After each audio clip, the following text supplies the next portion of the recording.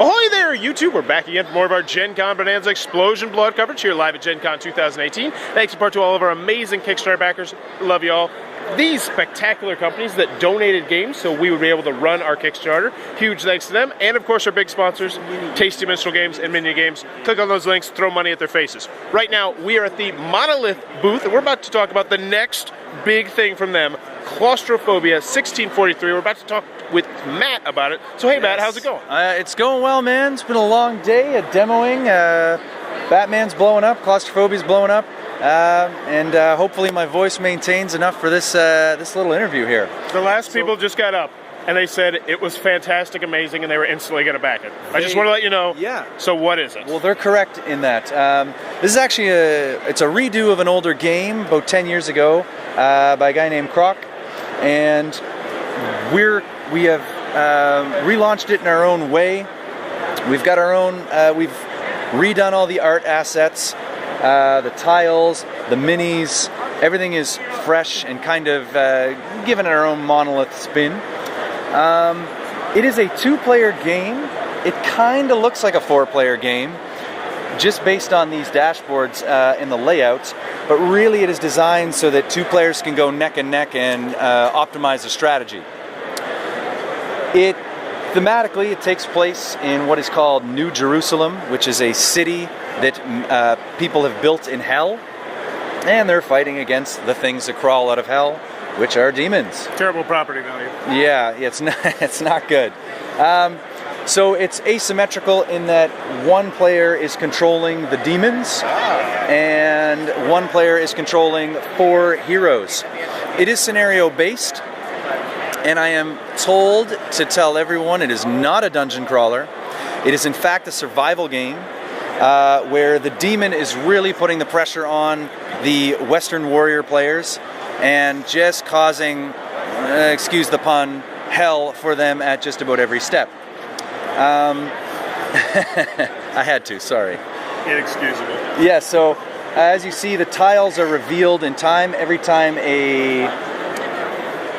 let's say a hero enters a tile, the demon player actually gets to take it from a stack, pop it on, looks at the direction, and then places it down, which then can, of course, make it worse for the hero. So the demon has that bit of strategy. So any step that the hero or Western warriors are taking, excuse my overlord from the other games, the demon player is really causing them grief at every turn. There's a dice rolling mechanic, so you roll dice and then assign them to particular areas, and as you can see, depending on where you assign the dice, it dictates the stats. So for those who have played this previously, it's very similar. We have, the scenarios will be similar, the gameplay will be very similar.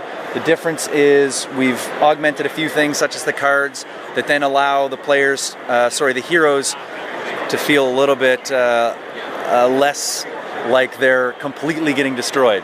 So the cards themselves have allowed for that change.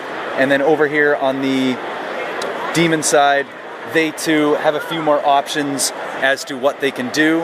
And we streamlined a few things, such as instead of having 10 possible activations, they now have 6. So it'll be a familiar game, but refined, different polishes and tweaks, and of course given with our Monolith style. Now the thing that'll be really interesting about this outside of the actual gameplay is that we're doing something a little different with Kickstarter this time. So rather than do a large campaign with all kinds of stretch goals, we're actually going to be pre-producing. So we will produce 10,000 copies of the game, and it will go up on Kickstarter, and then that's what essentially you're buying.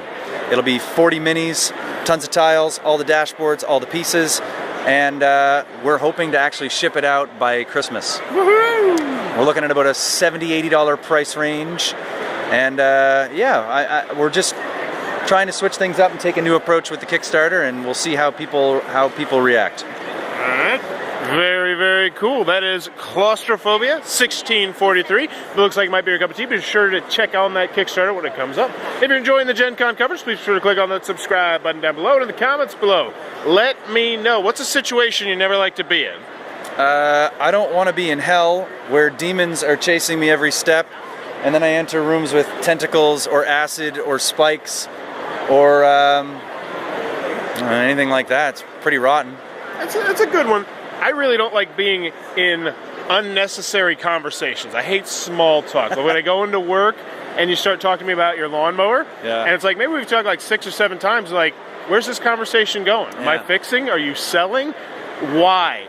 Why can't we just look at our phones? Why can't we talk of something of note? Why can't we talk about sports or movies or video games or politics or something? God, I hate small talk. But yeah, hell's bad too. I would add one thing to that. Me and a few of my coworkers were out for dinner last night, and there we were talking about work-related things. And I had the thought, I was like, I go to other functions from other jobs, and I think, man, let's not talk about work. Why are we talking about work? We shouldn't be talking about work. And I was like, you know what? We love talking about work. We're talking about games. We're talking about awesome stuff. So keep specific dreams, folks. Keep specific dreams. Yeah, I can attest. This is one of my favorite times of the year. A lot of work, but talking about games rocks. As always, let me know in the comments below, and thanks for your time, YouTube.